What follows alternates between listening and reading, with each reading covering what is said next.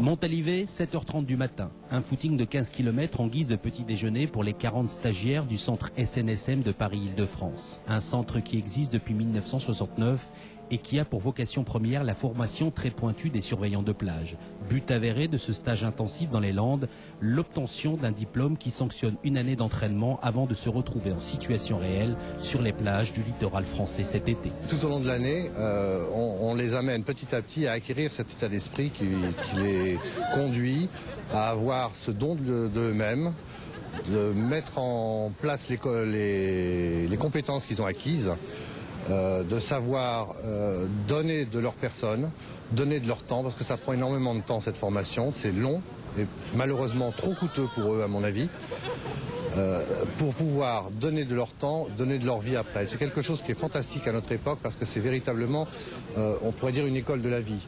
Au jour d'aujourd'hui où il n'y a pratiquement plus de service national, c'est vraiment quelque chose qui est très très civique comme formation et qui leur permet de mettre au service de la communauté leurs compétences.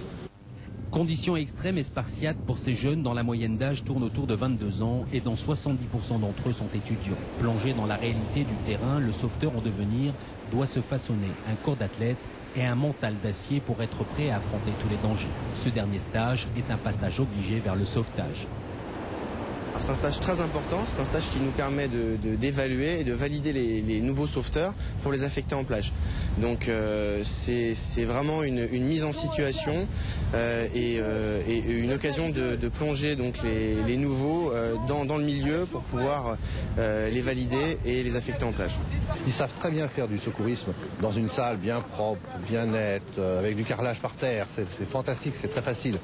Ils savent très bien naviguer sur un plan d'eau calme. Ils savent très bien faire du footing sur un beau terrain gazonné. Mais là, il s'agit de courir dans le sable mou, qui est nettement moins facile, d'aller nager dans une mer qui n'est pas forcément amicale, comme on peut le voir aujourd'hui, d'aller récupérer la victime et de nager, de revenir en prenant des paquets de mer sur la tête, et à la suite de ça, de faire du secourisme après avoir passé les alertes radio nécessaires. Donc c'est vraiment la mise en commun de tout cet ensemble, de tous ces éléments de base de formation qui font qu'aujourd'hui on aura des sauveteurs à l'arrivée. Si, c'est un petit peu difficile, ça demande une endurance physique assez importante, mais en plus on est sur côte dangereuse, donc ça demande encore plus. Mais en même temps, comme ça on aura une meilleure préparation, donc on sera plus efficace normalement sur les plages cet été. 5 jours de stage en forme de concours général. Toutes les techniques de sauvetage sont minutieusement apprises et répétées. Les 600 encadrants qui exercent dans les 30 centres de la SNSM en France sont à la fois pointilleux, rigoureux et exigeants, car de la rapidité d'intervention dépend la vie d'autrui. On utilise au jour d'aujourd'hui des moyens nautiques qui sont des pneumatiques ou encore des outils comme le Marine Jet qui nous permettent d'intervenir sur des plages un petit peu plus particulières comme celle qui est derrière moi. C'est-à-dire que lorsqu'on rencontre des rouleaux de bord que l'on appelle communément shore break ou des déferlantes, ça nous permet de pouvoir intervenir en limitant le nombre de personnels qui vont mettre en œuvre l'outil et de pouvoir surtout passer facilement, du moins plus facilement, les déferlantes. Ce week-end-là, ça leur permet d'acquérir les techniques de travailler en équipe, en plage, dans les conditions réelles qu'ils devront rencontrer normalement cet été. Comme ils ont été efficaces et que 2 chocs ont été effectués, la victime a récupéré du pouls, donc là ils continuent à insuffler à la victime. Donc là c'est une prise en charge qu'on rencontre régulièrement sur des noyades. On a 4 jours, voire 5 jours des fois pour assurer, on va dire, tous les items qui sont des items nationaux, des critères de validation qui sont nationaux. Donc effectivement le temps nous est compté et on fait d'une pierre deux coups. On ne peut pas déjà se permettre de prendre du temps parce qu'on ne bouclera pas le programme et ça nous permet de les pousser, de voir ce dont ils sont capables. On apprend plein de trucs, on ingurgite plein d'informations, c'est vraiment très, très attirant et on est vraiment, je suis de plus en plus confiant pour cet été, si tout se passe bien jusqu'à la fin du stage bien sûr. 5 jours pour sélectionner 300 sauveteurs qui seront par la suite répartis sur l'ensemble du littoral français. Depuis 10 ans, 25% des sauveteurs sont des filles Preuve s'il en est que le physique ne fait pas tout, c'est le mental qui compte le plus.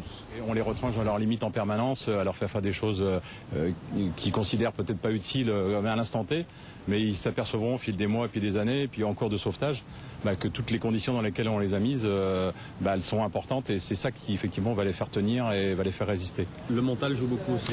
Le mental joue beaucoup parce que c'est très dur physiquement, c'est très dur aussi au niveau du temps. Toutes les activités sont courtes, ils n'ont pas beaucoup de temps pour respirer. Quand les conditions de mer sont dangereuses, c'est sûr qu'il faut avoir suffisamment de charisme pour leur dire gentiment mais fermement, attention c'est dangereux, il ne faut pas y aller, vous mettez votre vie en péril et vous risquez de mettre la nôtre en jeu.